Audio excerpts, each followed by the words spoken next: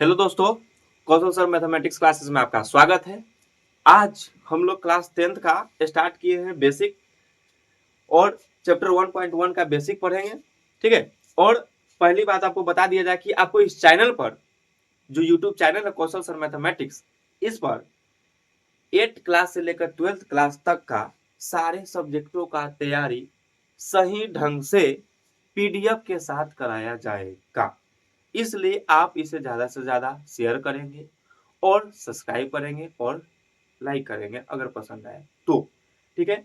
आज हम लोग फर्स्ट चैप्टर का फॉर्मूला जानेंगे। कोई भी चैप्टर पढ़ने से पहले उसका फॉर्मूला पढ़ेंगे, बेसिक की पूरा जानकारी लेंगे, उसके बाद ही चैप्टर में टपेंगे, जिससे आपको परेशानी नहीं हो, आप किसी दूसरों को भी पढ़ा सके। ठीक है। चलते हैं। पहले जो फॉर्मूला आता है प्राकृतिक संख्या, प्राकृतिक संख्या के बारे में जानेंगे। प्राकृतिक संख्या उसी को कहते हैं और प्राकृतिक संख्या किसे कहते हैं इसके बारे में जान रहे हैं तो हम लोग यह कहेंगे कि वो गिनती की संख्या को प्राकृतिक संख्या कहते हैं। यानी गिनती की संख्या को प्राकृतिक संख्या कहते हैं। तो गिनती की संख्या क्या होता है? तो गिनती की संख्या स्टार्ट कहाँ से होता है? वो जैसे में एग्जाम्पल में गिनती की संख्या स्टार्ट कहाँ से होता है? तो एक से गिनती स्टार्ट होता है। अरे बचपन में स्टार्ट किए 1 2 3 4, एक से स्टार्ट करेंगे तो 1 2 3 4। और गिनती यार खत्म होता है? नहीं होता है, गिनती अनंत तक चला जाता है। ठीक है। गिनती खत्म ही नहीं हो सकता है। कोई बोल दे कि हम करोड़पति है, अरबपति है, पैसा मेरे पास इतना है, अनगिनत है। यार पैसा गिना भी नहीं जा सकता है, इतना पैसा है धरती पर, है कि नहीं? चलिए, प्राकृतिक संख्या मतलब समझ गए कि इसे 1 2 3 4 डॉट डॉट डॉट डॉट अनगिनत चल जाएगा। यानी गिनती की संख्या को प्राकृतिक संख्या कहते हैं। इट्स ओके, समझने में कोई अगर दिक्कत है तो बोलेंगे। ठीक है। उसके बाद हम लोग पढ़ेंगे पूर्ण संख्या। ठीक है। पूर्ण संख्या यानी होल नंबर। तो पूर्ण संख्या प्राकृतिक संख्या में जीरो शामिल कर दिया जाए। अगर प्राकृतिक संख्या में जीरो शामिल कर दिया जाए, प्राकृतिक संख्या स्टार्ट होता है 1 से, प्राकृतिक संख्या स्टार्ट होता है 1 से, लेकिन इसी में अगर जीरो शामिल कर दिया जाए, लडुआ, जीरो शामिल कर देने पर संख्याओं का समूह जो होगा वह पूर्ण संख्या कहलाएगा। ठीक है। यानी सिर्फ उसमें लडुआ यानी जीरो शामिल कर देंगे प्राकृतिक संख्या में तो वह पूर्ण संख्या कहला जाएगा। समझ में आया दोस्त? अब आगे हम लोग पढ़ेंगे कि पूर्णांक संख्या किसे कहते हैं। यानी पूर्णांक संख्या तो पूर्ण संख्या के संग्रह में उनके ऋणात्मक संख्या को मिला देने पर पूर्णांक संख्या बन जाता है। हम लोग प्राकृतिक संख्या में पढ़े गिनती की संख्या को प्राकृतिक संख्या कहते हैं, 1 2 3 4 5 6 7 डॉट डॉट डॉट डॉट। पूर्ण संख्या में पढ़े गिनती की संख्या में जीरो सम्मिलित कर देंगे तो पूर्ण संख्या कहेंगे। और पूर्णांक संख्या में पढ़ रहे हैं कि हम पूर्ण संख्या में, पूर्ण संख्या जीरो से स्टार्ट होता है, जीरो से स्टार्ट होता है और इसी में ऋणात्मक संख्या, उन्हीं के ऋणात्मक संख्या यानी 1 है तो -1, 2 है तो -2, 3 है तो -3, 4 है तो -4, डॉट डॉट ई भी जाएगा। ठीक है। डॉट डॉट ई भी जाएगा माइनस इन्फिनिटिव तक और ई भी जाएगा माइनस प्लस इन्फिनिटिव तक, यानी अनंत तक जाते रहेगा। उसे ही हम कहेंगे क्या जी? पूर्णांक संख्या। यानी हम कह सकते हैं पूर्ण संख्या के संग्रह में अगर उसी का ऋणात्मक संख्या लगा दिया जाए, मिला दिया जाए तो वह पूर्णांक संख्या कहलाएगा। ठीक है। और आगे हम लोग पढ़ते हैं फॉर्मूला, अभाज्य संख्या। अभाज्य संख्या किसे कहते हैं? तो अभाज्य संख्या जब किसी संख्या में एक और स्वयं को छोड़कर अन्य किसी भी संख्या से भाग दिया जाए, यानी कोई भी संख्या हो, एक या स्वयं को छोड़कर अन्य किसी संख्या से उसमें भाग दिया जाए तो भाग नहीं लगेगा, तो भाग नहीं लगेगा, इतना ध्यान रखिएगा, तो भाग नहीं लगेगा।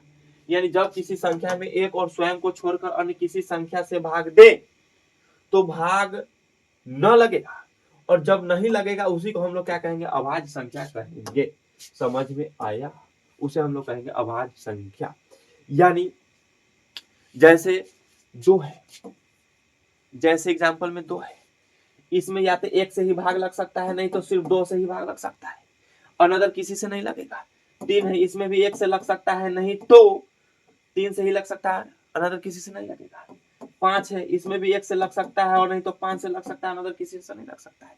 तो अभाज्य संख्या उसे ही कहेंगे। और याद रखिएगा सबसे छोटी अभाज्य संख्या 2 ही है। इसलिए नोट में भी लिखा गया है 2 सबसे छोटी अभाज्य संख्या है जो सम संख्या भी है, यानी 2 अभाज्य संख्या के साथ साथ सम संख्या है। कभी कभी एग्जाम में 1 नंबर में पूछ देता है वो कौन सी संख्या है जो अभाज्य संख्या भी है और सम संख्या भी है, तो हम लोग मानेंगे 2, क्योंकि 2 वैसी संख्या है जो अभाज्य भी और सम भी है। ठीक है, अन्य जितने भी अभाज्य संख्या है वो सभी विषम है।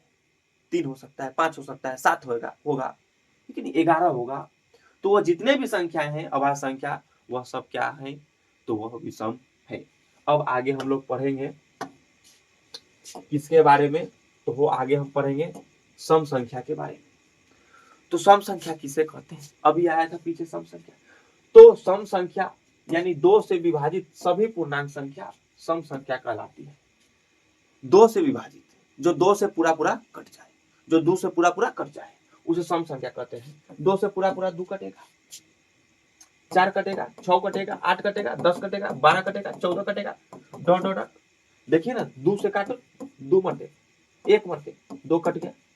2 से काटो 6 के 3 बार में 6 कट गया। 2 से काटो 12 के 6 बार में 12 कट गया।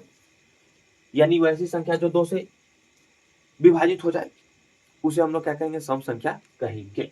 और आगे हम पढ़ते हैं विषम संख्या। तो सभी पूर्णांक जो 2 से विभाजित ना हो, सीधी सी बात है। सम संख्या जो 2 से विभाजित हो, विषम संख्या जो 2 से विभाजित नहीं हो।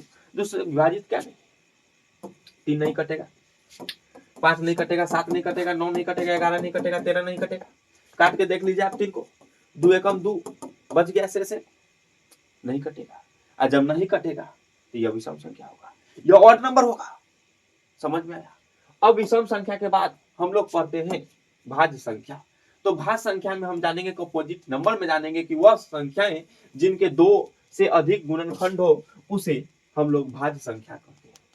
वे संख्याएं जिनके 2 से अधिक गुणनखंड हो, जिनके 2 से अधिक गुणनखंड हो। तो 2 से अधिक गुणनखंड किसके है, 2 के है, नहीं है, नहीं है, 4 के है, 6 के है, 8 के है, इसका 2 से अब अधिक गुणनखंड है। क्यों, 8 1 से भी कर सकता है, 8 2 से भी कर सकता है, 8 4 से भी कर सकता है, 8 8 से भी कर सकता है कि नहीं?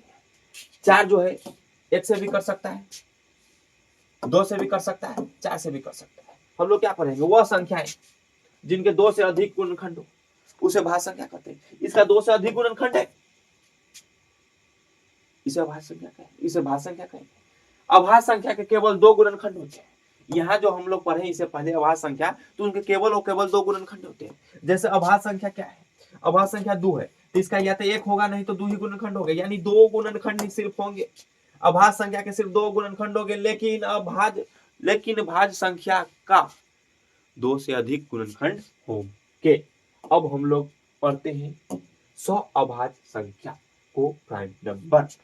तो वह संख्याएं जिनके मसा 1 हो, शॉर्टकट में लिखा है वैसी संख्याएं, वैसी 2 संख्याएं, वैसी जुड़वा युग्म जिनका मसा 1 हो, उसे हम लोग कहेंगे सअभाज्य संख्या। जैसे 3 और 5 है, इसका मसा क्या होगा, निकाल कर देख लेते, 1 ही होगा। 3 से भाग देते हैं 5 में, 3 एकम 3 कटेगा 2, 3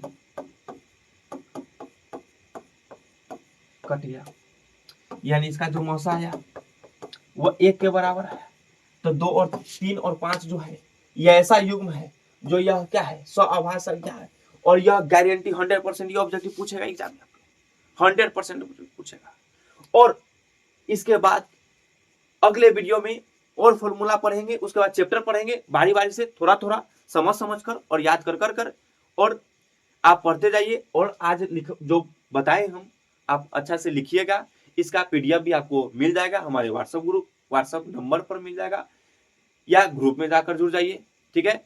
और हमको लगता है, आशा है, विश्वास है कि आपको समझ में भी आ गया होगा। अगर समझ में आ गया होगा तो लाइक करिएगा, सब्सक्राइब भी कीजिएगा और ज़्यादा से ज़्यादा शेयर कीजिएगा, क्योंकि यहाँ पर 6 क्लास से लेकर 8 क्लास से लेकर 12th क्लास तक की सारे विषयों की संपूर्ण तैयारी कराया जाएगा। और इसी के साथ फिर मिलते हैं नेक्स्ट वीडियो में। जय हिंद, जय भारत।